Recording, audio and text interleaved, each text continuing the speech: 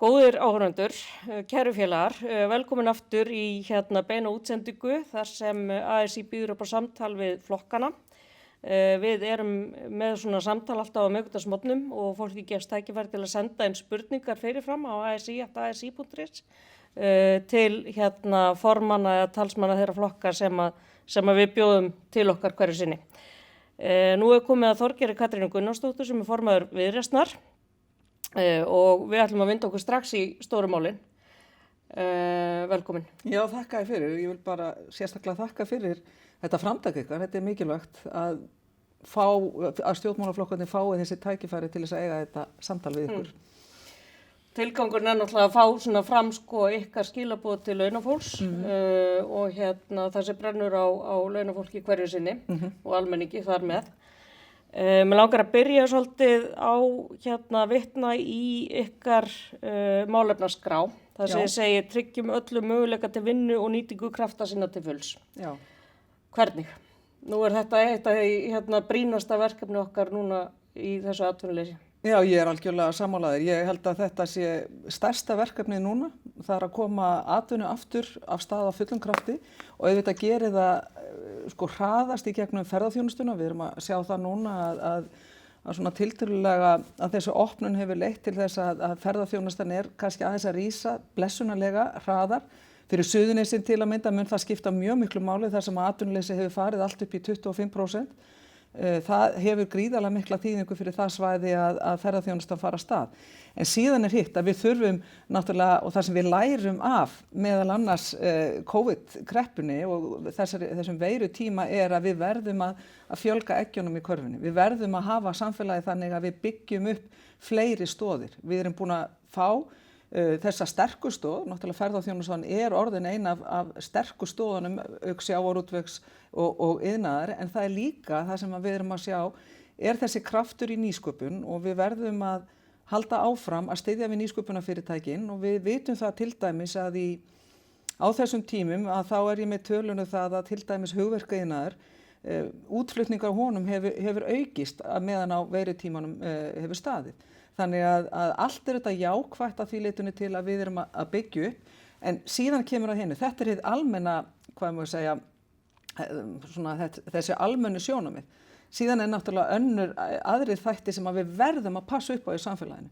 Það er að allir, ekki bara við, ég og þú sem erum þokkalega heilbrigðar, heldur að allir sem að hafa einhverja krafta á mismunandi rófi, mismunandi skala, fái tækifæri til þess að njóta sín innan samfélagsins. Og ég er auðvitað að hugsa til að mynda vinnumöguleika fatlaðra, vitandi það og hafandi starfað innan meðal bæði ráðuneyta en líka innan fyrirtækja, að við getum gert miklu betur þar, aukið samfélagslega ábyrgð og ríki verður að ganga undan með góðu fordæmi og opna dyrnar, það er alveg hægt að gera það, að skipuleggja verklag innan stofnana ríkisins þannig að það sé opið fyrir alla. Þó sé ekki nema hlutastarf eða einhverju leyti störf sem er að hluta til eða öllu bara að menn taki það inn í sína áætlun innan fyrirtækja og innan ríkisins hjá stofnunum hins opinbera bæði ríkis og sveitafélaga að við erum að byggja upp atvinnusamfélag fyrir alla, ekki bara fyrir mig og þig. Þannig að fjölga opinberum störfum til þess að fanga sem flesta inn á vinnumarkaði. Það þarf ekki endilega að vera bara fjölgun starfa, það er bara að þú tekur þetta inn í þegar þú ert að skipuleggja stofnun, hvernig sem hún lítur út, að þá tekur þetta tillit til þess að þú hefur sveigjanleika í því skipulagi sem að tekur á og kemur til móts við þarfir mjög mismunandi einstaklinga. Það getur verið með ýmsum móti. Það þarf oft ekki mjög mikið en við verðum að fara að stíga markvissari skref í þessu. Það er margt búið að gera fínt en ég vil sjá atvinnumálum ekki síst fatlaðara betur fyrirkomið núna til skemmri og lengri tíma. Áhugavert. En þú segir að við þurfum að fjölga eggjunum í körfunni, koma upp atvinnulífinu og svo framvegis. Nú ert þú náttúrulega í framboði til Alþingis, til áhrifa. Hvert sér þið hlutverk stjórnvalda í þessu? Já, það er náttúrulega stóra málið og talandi bæði að fjölga eggjunum í körfunni líka bara hvernig samfélag og atvinnu uppbyggingu við ætlum að standa fyrir. Við erum með sterkar stoðir en ég tala og myndist á nýsköpunum áðan. Það alveg ljóst að viðhorf til að mynda 70% þeirra sem að starfa innan nýsköpunar og sprotafyrirtækja, þeir segja að helsta hindrunin gjaldmiðillinn. Og ég vil hvetja okkur og meðal annars verkalýðshreyfinguna líka samtök atvinnulífsins að huga sérstaklega því hvað stöðuleikinn mikilvægur. Einmitt til þess að fjölga eggjunum í körfinu, auka möguleika okkar til þess að fjölga tækifærunum. Og það alveg ljóst þegar við skoðum söguna, þjóðarsáttin sem ég held að sé eitt merkasta spor sem hefur verið tekið í verkalýðsbaráttu og stéttabaráttu á vinnumarkaði á síðari tímum 1990 að hver var krafa verkalýðshreyfingarinnar, hver var krafa fyrirtækjana til ríkisins? Hún var eiginlega bara ein, það gengisstöðuleiki.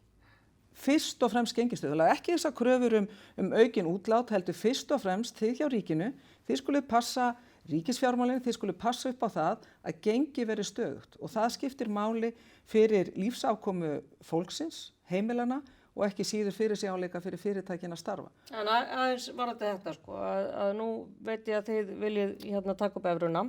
Já, eða tengja okkur, við viljum allavega taka næsta skref að tengja okkur, svipað og Danir hafa gert við evruna þannig að það komist á fastgengi stefna hérna og ef að horfa núna á þennan tíma, við erum með meiri verðbólgu núna heldur en allar aðra þjóðir, hún ógst mest hér á veirutímanum hér.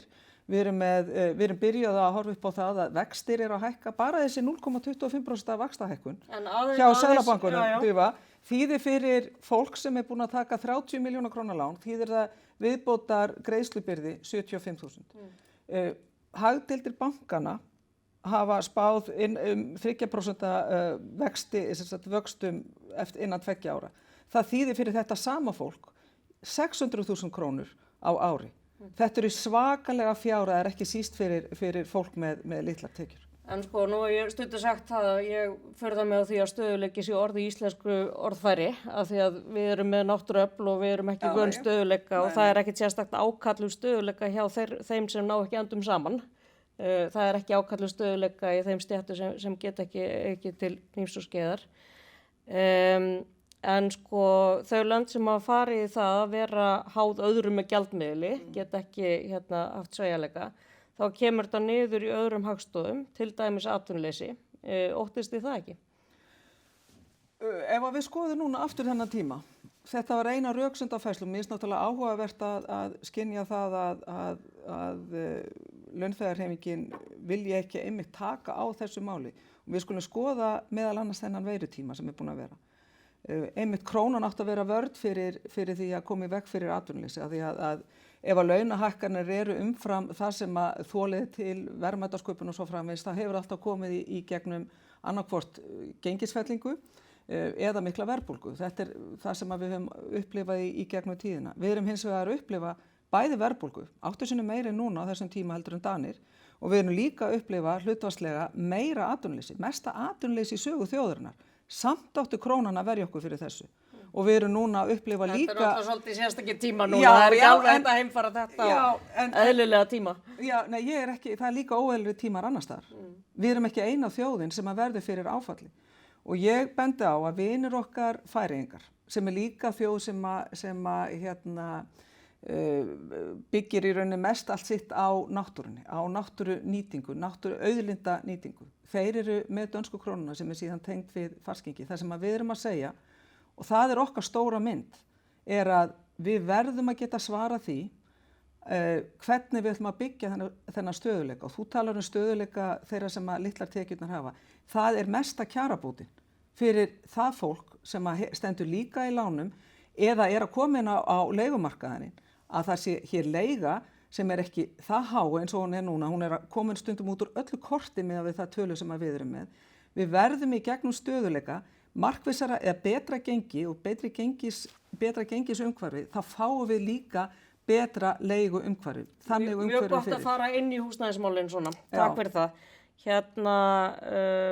Nú höfum við náttúrulega svolítið verið með svona laissez-faire á húsnæðismarkaði á Íslandi, þar sem að markaðurinn hefur fengið að ráða með hryllilegum afleiðingum fyrir þá sem eru jaðarsettir á húsnæðismarkaði, að reyna að koma sér inn eða eitthvað slíkt.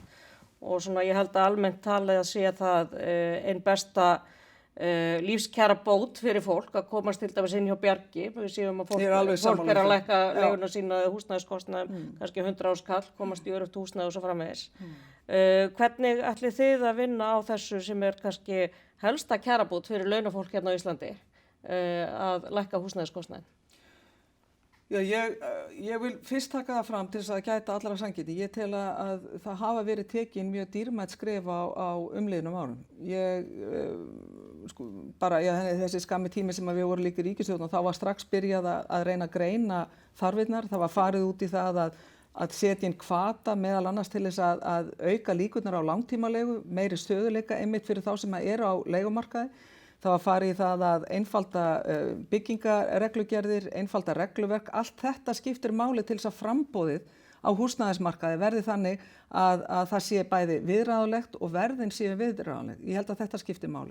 En ekki síður líka að við stuðlum að úrræðum eins og til dæmis borgin hefur gert í samvinnu við ykkur og fleiri í gegnum Bjarg. Þannig að þetta er samþætting margra hluta en ég get ekki annað en gert og þú verður bara að virða við mig enn og aftur til lengri tíma þá mun gengið hér skipta mjög miklu máli. Að við verðum ekki með verðbólgu hérna sem eins og við höfum verið með. Við verðum ekki með síhækkandi vexti. Allt hefur þetta hvað mestu áhrif á húsnæðismarkaði hér á Íslandi. Og ég hins vegar tek undir með við þurfum að gera allt sem í okkar valdi stendur til þess að tryggja það að framboðið verði nægjanlegt og hlusta meðal annars á það sem að okkar frábæri seðlabankastjóri hefur verið að benda á að það þurfi að tryggja framboðið af húsnæði og þetta snertir náttúrulega bara öll sveitafélagin á höfuðborgarsvæðinu, ekki síst í kragunum fyrir utan Reykjavík. Það sem ég er að fiska eftir er viðhorfið til félagslegra lausna á húsnæðismarkaðinum eða þetta sem ég til hafa verið afar skaðlegt að láta markaðin húsnæðismarkaðin. Já, það er náttúrulega, það líkur ljóst fyrir að þetta þarf að vera að blanda af þessu. En við þurfum að tryggja fólki sem er bæði í láglaunastörfum, sem hefur minna milli handana. Við þurfum að tryggja það að allir hafi aðgang á húsnæði. Það er bara lykilatriði, það er frumþarfir í hverju samfélagi og við erum ekki mennst samfélag nema að við getum tekið utan þennan hóp líka. Og ég er mjög gjörn að horfa til Norðurlandana og það er margt sem við eigum að gera þar sem að taka upp það sem hefur verið gert þar sem ég held að sé til fyrirmyndar. En þetta er verkefni sem að markaðurinn einn og sér leysir ekki, nei, ég er ekki þar, en markaðurinn getur hins vegar verið hjálplegt tæki til þess að ýta við hlutum. Nú er náttúrulega málmálana í umræðinu þessa dagana, það er frjáls stéttarfélög á móti gulum stéttarfélögum og sambland atvinnurekenda við stéttarfélögin. Nú er hvergi minnst á stéttarfélög í ykkar málefna yfirlýsingu. Þannig að nærtækast er að spyrja hvernig sérðu hlutverk stéttarfélaga, frjálsra stéttarfélaga í samfélaginu? Ég held að bara sagan sýni það að þau eru gríðarlega mikilvæg og sem aðhalstæki við bara horfum á söguna og tengsl áður fyrir mjög mikil við ákveðna og tiltekna stjórnmálaflokka en ég held að þau skipti miklu máli upp á hagsmunagæslu fyrir almenning, þrýsting á jákvæðan þrýsting, ég tel þetta ekki vera neikvæðan þrýsting á stjórnmálin. Þannig að í heildina tel ég stéttarfélög vera mjög mikilvægan þátt í því að byggja upp heilbrigt samfélag þar sem að samtalið um hagsmuni allra skiptir máli og þar náttúrulega eru þau mjög þýðingarmikil. En ég vil líka leyfa mér það að setja kröfur á verkalýðshreyfinguna. Ég vil líka horfandi á það hvernig vinnumarkaðsmálin er að þróast hérna, af því að vinnumarkaðsmálin og sveigjanleiki á vinnumarkaði skiptir máli upp á heildarmyndina, upp á framgangin í efnahagsmálum. Og ég skora á bæði verkalýðshreyfinguna og samtök atvinnulífsins að vinna eða stuðla að vinnumarkaðslíkani sem að eykur festu í genginu. Fyrst að við erum með þessa krónu þá verðum við að fá meiri gengisstöðuleika og ég held að það er margt sem að hægt er að líta til Norðurlandana með hvað það varðar. En stéttarfélög, ekki spurning, þau eru gríðarlega mikilvæg og ég talaði lagasetninga, við getum farið og rætt bara þessi sjálfsögðu lög sem ákveðnir stjórnmálaflokkar voru á móti á sínu tíma eins og vökulögin, all þessi framþróun sem við höfum átt sér stað hefði ekki verið hægt að taka nema því að við erum með öfluga verkalýðshreyfingu, en hún þarf líka að horfa og segja hvað getum við gert betur, hvernig getum við tekið skref til framtíðar sem að tryggir efnahagslega framfarir, tryggir verðmætasköpun, tryggir framleiðni til þess að við getum einmitt haldið uppi velferðarkerfinu okkar. Og þá ég aftur að því að mér finnst svo vont að upplifa það að vinnumarkaðurinn, og þú getur bara gagnrýnt mig eins og það bara, ég ætla bara að horfa á þig og Samtök atvinnulífsins, bara ég ætla að gagnrýna ykkur bæði, af því að mér finnst þið hafa tekið þátt í því með ríkisstjórninni að festa inni að við setjum inn, við erum í rauninni að eyða, það búið að taka ákvörðun það að eyða öll í fjármagnstekjur og fjármagnskostnað með því að halda uppi krónunni. Við erum í staði fyrir að tryggja gengisstöðugleika, kostnaði við krónuna á ári fyrir fyrirtækin, fyrir heimilin, fyrir það að halda uppi gjaldeyrisvaraforðanum svona 160 til 180 milljarðar á ári. Rekstur Landspítalans kostar 70 milljarðar. Þar vinna 5.500 manns og ég segi, kostnaður við það að halda uppi krónunni, ég hefði viljað sjá þann kostnað einmitt til þess að tryggja velferðina, til þess að tryggja grunnþjónustuna. Þannig að ég segi, þetta bara pólitísk ákvörðun. Ég vil freka nýta þann fjármagnskostnað sem að fer í það að halda upp í íslensku krónunni í það að tryggja velferðina. Það mín sýn. Þú kemur alltaf aftur að gengismálunum, þannig að þið ætlið að keyra greinilega bara markvisst á þau núna á kosningabaráttunni. Þetta svo mikið risa hagsmunamál, Drífa, og það sem að ég bara að segja það þarf að vekja fólk hvað þetta varðar. Þetta svo stórt hagsmunamál til þess að tryggja hér líka fjölbreyttari vinnumarkað. Þú veist, ég talaði nýsköpunum áðan. Við upp að vissu marki þá náum við að þroska hér nýsköpun og sprotafyrirtækin með bara fínum hætti. En Ísland á ekki bara að vera stökkpalli fyrir þessi fyrirtæki til þess að síðan að fara út í heim. Við viljum halda fólkinu líka hérna heima.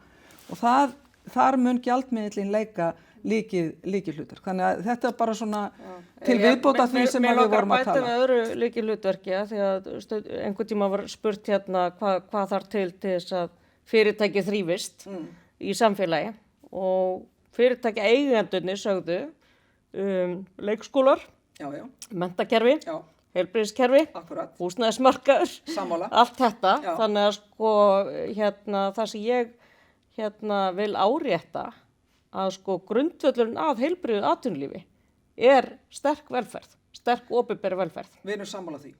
Gott mál. Við erum sammála því að, já, ég segi það, við erum sammála.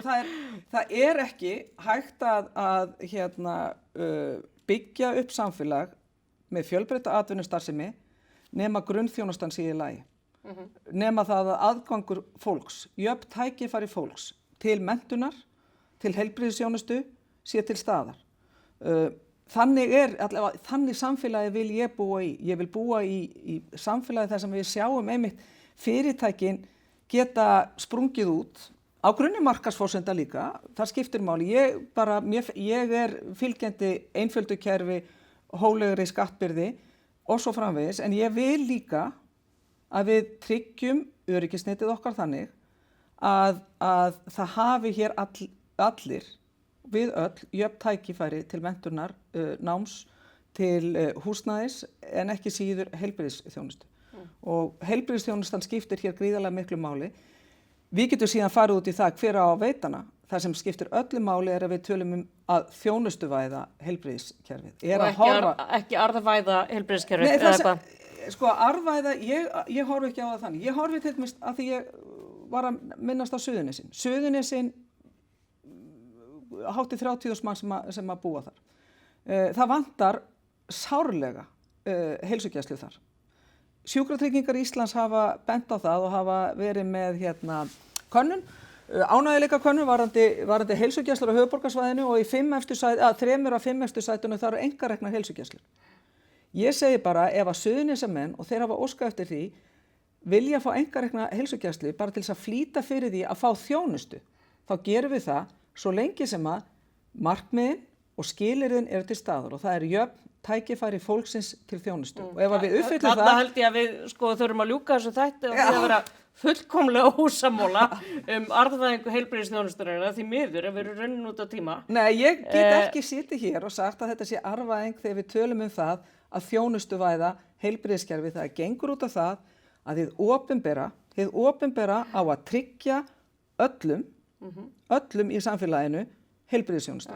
Hið opinbera getur leitað, eins og það hefur gert með góðum árangri varðandi heilsugæsluna, eins og við sjáum bara, ef við talum menntakerfi, ef við talum háskólana, ætlar að segja allir með þess að háskólan í Reykjavík sé vond viðbót inn í mentaflóruna. Nei, alls ekki. Hann hefur orðið til þess að fjölga tækifæri. Að með einkavæðingu hjúkrunarheimila á Akureyri núna, þessa mánuði, er verið að lækka kjör starfsfólks 48.000 krónur í grunninn.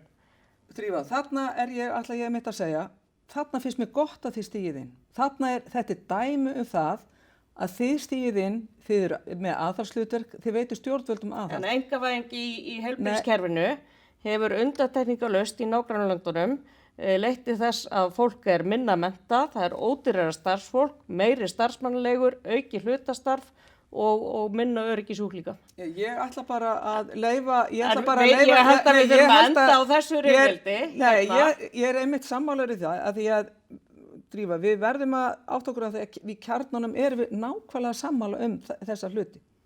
Það er að allir hafi þessi jöfnu tækifæri. Það er bara spurningu það hvernig við sjáum þjónustu veitandan vera. Ég vil að ríkið, hið opinbera, tryggi fólki sómasamleg lífskjör, aðgang að menntun, heilbrigðisþjónustu, húsnæðismarkaði og svo framvegis. Að þið opinbera sjáum það með ég held að við verðum að vera ósammála það, að því að mér finnst að grunnþjónusta eigi ekki að vera háð markaðsforsendum.